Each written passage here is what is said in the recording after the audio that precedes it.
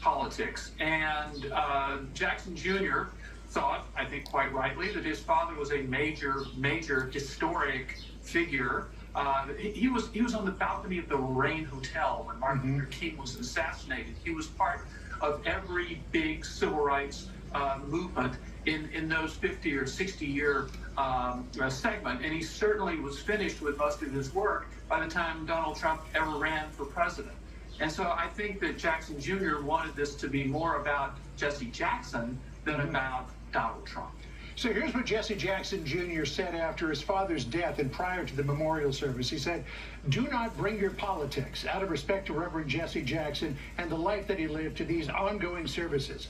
Come respectful and come to say thank you. But these ongoing services are welcome to all, Democrat, Republican, liberal, and conservative, right-wing, left-wing, because his life is broad enough to cover the full spectrum of what it means to be an American."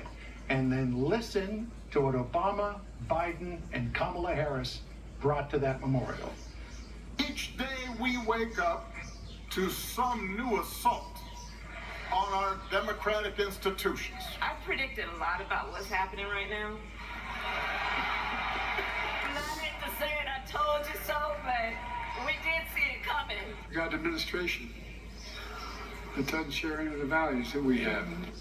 Let me just reiterate what Jesse Jackson Jr. said. Do not bring your politics, out of respect to Reverend Jesse Jackson. But they just couldn't help themselves. They did, in fact, bring their politics. That's exactly what they did. Now, by the way, Bill Clinton also spoke there and got much higher marks because he talked about being friends with Jesse Jackson. And Bill Clinton, said that Jesse Jackson had been a friend to him when Clinton needed it. And there were certainly a lot of times that Clinton got in trouble politically. So he wasn't actually on that list. But this, the fact is, Jackson was a historic civil rights leader, but he also ran for president. He was a political figure as well. So when political figures come and they act politically, maybe that's not a huge surprise. Although Jesse Jackson Jr. did say that his father had a fractured relationship with the political order. Listen to what he said. He maintained a tense relationship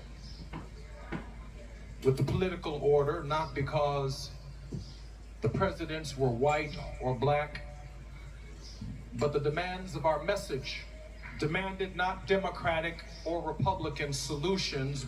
So he's basically saying, look, we got to work with everybody. And Jesse Jackson Jr. had problems with Democratic presidents as well. We know that he had a bit of a tormented relationship with Barack Obama.